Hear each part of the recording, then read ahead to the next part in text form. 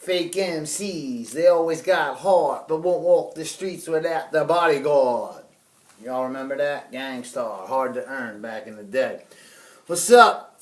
Joey J here. Coming back from you from a little early this morning fetish I had to get off my chest. But I'm back in effect, so what's up, everybody? Hit right to the point. I got some bad news for ya.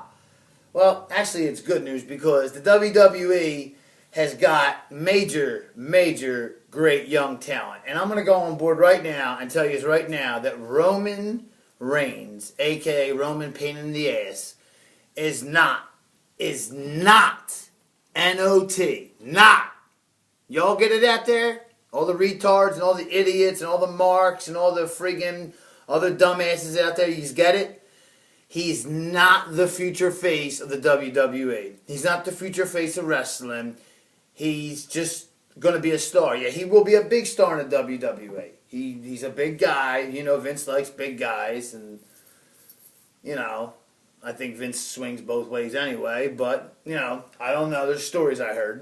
But the WWE's got great youth. I want to go right into it right now.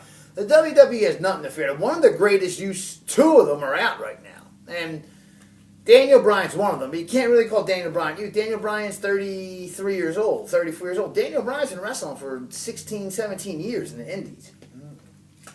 I mean, in Dragon Gate and Ring of Honor. I mean, him and Punk had major matches in Ring of Honor and Dragon Gate in Japan. You can go on YouTube. You can go on. They had matches all over. I mean, when he was Bryan Danielson, and CM Punk was always CM Punk. I mean, they had matches in Ring of Honor when Ring of Honor was in like a small barn. I mean, who would think, you know, 8 years later they would main event? They main evented Money in the Bank a couple years ago, and they main evented Over the Limit a couple years ago. Who would ever think that would happen? Wade Barrett, bad news Barrett. I got some bad news for you. I love that dude. He's just negative, always in a bad mood, and cocky, and arrogant, and a bully. I love him. He's just a funny ass dude with a funny ass English accent. Out of my way. Drew McIntyre was a good. I don't know why the WWE ever let Drew McIntyre go. He had talent. Vince McMahon came out and said on SmackDown, when SmackDown was a big show, and said Drew McIntyre had that kick-ass song, How the Time to Say Goodbye. The guitar was great. The music was great. His walk was great. He had it all. And then Vince didn't know what to do with him. Stuck him with Cody Rhodes. And they were a great tag team, as I said before in my videos. They were a great tag team. I mean, they somewhat, even though neither one of them had blonde hair, they reminded me somewhat of the Hollywood Blondes. Because they didn't know what to do with Steve Austin or Brian Pillman back in the day in WCW. And they put them together. And they came out with one of the best tag teams, in my opinion, the second best tag team ever besides the Road Warriors, the Legion of Doom. You know what I mean? That's my favorite tag team ever, the Legion of Doom. Hawk. And, what a rush. I used to do that after I used to, what a rush. But, you know, the WWE's got a lot of talent. I got my dirt sheet here. I'm just going to read off some of the talents they got. The major stars, the mega stars in the company in about, I would say, 2.5, 3 years are going to be four guys. And them four guys are Dean Ambrose, Ryback, Wade Barrett, and Bray Wyatt. They're going to be Bo Dallas, maybe. You know, because Bo Dallas reminds me of like a new age Kurt Angle. He really does. He's just Bo Dallas. I mean, people who don't like Bo Dallas usually are haters and complete asinines and complete just nut faces, like for real. You deserve my nuts on your face. I mean, because Bo Dallas has just got that. When you can get down and just go like this and go, and the crowd cheers you, and they go, Bo, leave, and they cheer with you. I mean, you're over with the crowd, like Ryback. He was over with the crowd, and then they turned him heel because they had nobody for Cena to fight at the WrestleMania 29, and they had Cena bury Ryback. Ryback was over with the crowd. I mean, the whole crowd would be, feed me more, finish him. He's got way more momentum than Roman Reigns. What's Roman Reigns? Besides the Superman punch and the spear, what's Roman Reigns, you know, What does Roman Reigns have? What does he got? What does Roman Reigns have that's so attractive? You know, he looks nothing like his cousin The Rock. He has no mic skills like The Rock at all. I mean, he's not funny.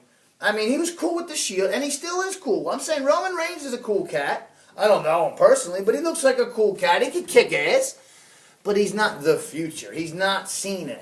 Even though I don't like the Fruity Pebble. What do you call it? But he's not Cena. He's definitely not his cousin The Rock. He's not Stone Cold. He's not Hogan. He's not Savage. He's not Kurt Hennig. He's not even Bret the Hitman Hart. He definitely ain't Shawn Michaels. He's not even Triple H. He's not even near Triple H. He's not even Batista.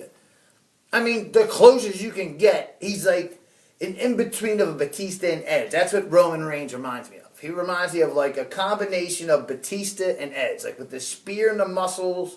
The muscles of like Batista, but like the spears and the way he can move around like Edge. It's like a Batista Edge. And Batista and Edge, if Edge said Batista is like what Edge said Batista, I don't know if it's true or not. Edge, Adam Copeland said Batista was his favorite wrestler ever to work with. He said he had his best matches ever with Batista. Not John Cena, not Rob Van Dam, not Chris Jericho, Batista. So, I mean, Batista has skills. And I'm a Dave Batista fan. I've always liked Dave Batista. I've always liked him better than John Cena. He's a man's man. You know what I mean? I'm at WrestleMania 21, and Batista was fighting Triple H for the world title for Raw. And there were two main events. That was Raw's main event. And SmackDown's main event was Cena versus JBL. And I thought you got the child main event, which is Cena versus JBL for the WWE title. And then you got the man's man main event. You got Triple H, the cerebral assassin, the kick-ass artist who kicks ass, takes no name, smashes people's heads open with sledgehammers.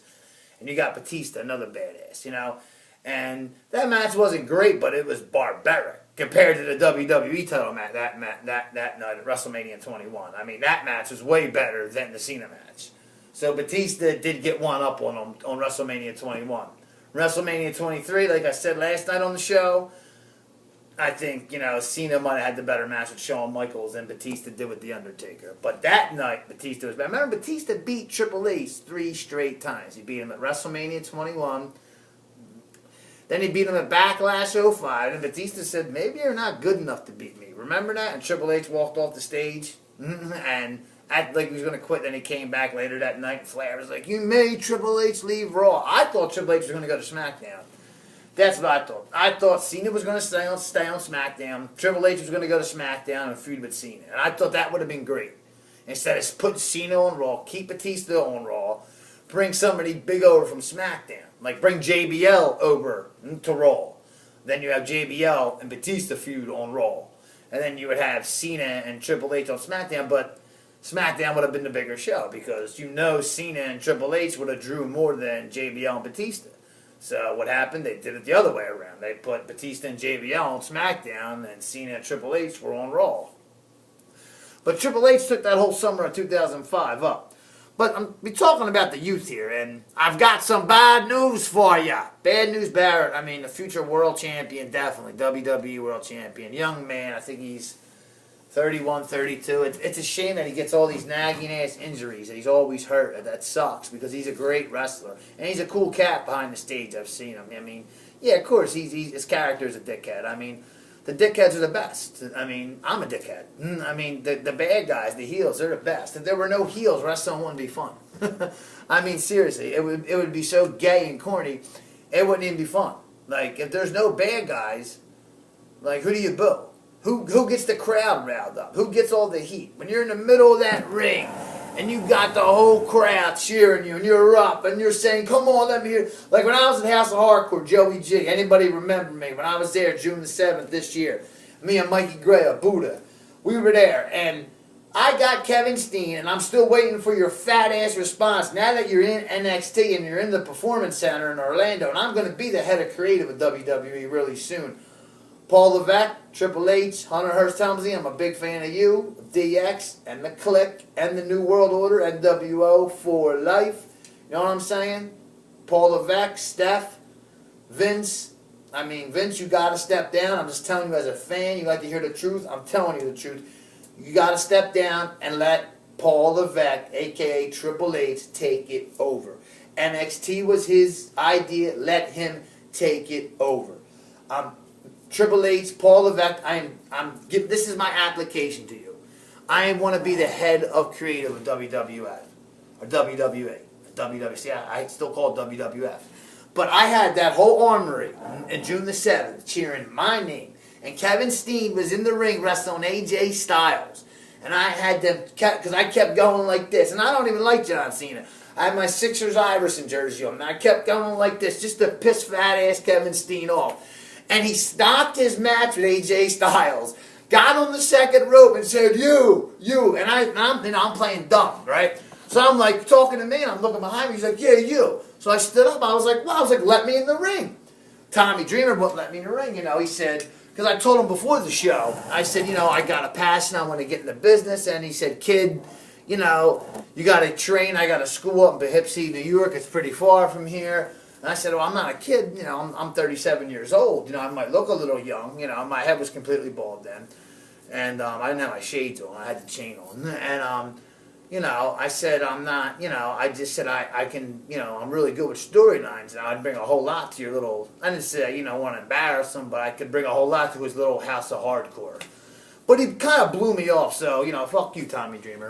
And, I know Baltimore's got an indie company. And, I, received emails from them. And, I would have to move to Baltimore, Maryland, But, hey, it's a job. It's a foot in the door. And the job's not offered. It's not mine. But my name's up for it. So that's somewhere to start. Once my storylines are... Give me a year in the business. And once they're known and they get around to people, big names. I'm not talking little indies. I'm not talking Ring of Honor. No offense, I like Ring of Honor.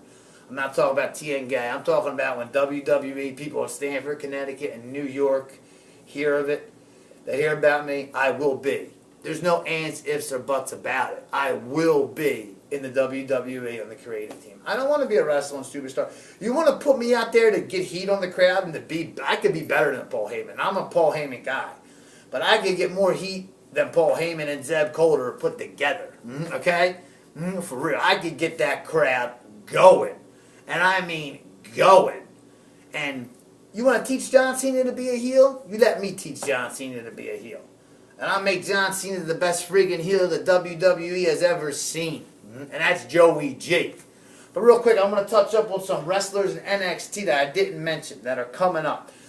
One thing real quick, Cesaro. What's happening? Why are they burying him? He's starting to get his momentum back. He's another future guy that's going to be a future megastar. Sami Zayn.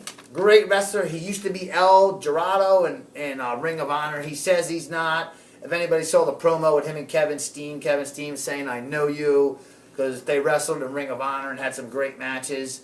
You know what I mean? Sami Zayn's coming up. He's going to be great. Another guy, Hype. He's in NXT. He's always hype. He's going to be a megastar. Another great, Tyler Breeze. He's like the new generation Shawn Michaels. I love this dude. He's long blonde hair, cocky, sits on the ropes like this. But The Miz is using his gimmick, like the Money Maker, his face. That's Tyler Breeze's gimmick, the Money Maker, the face, and The Miz is using it. He's stealing NXT. You watch NXT and you think, these are the same guys that write WWE? And you're like, what the you know what I'm saying? Like, NXT's great. I'd rather watch NXT than Raw. Seriously.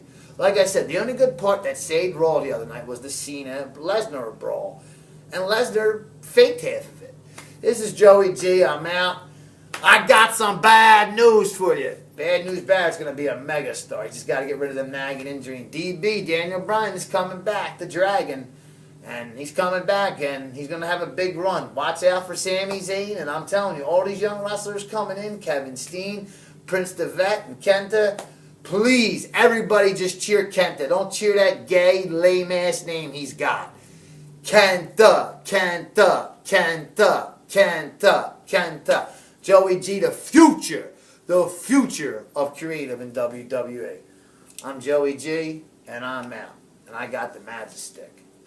To all my women out there, I love you. This is Joey G. I'm out. Peace.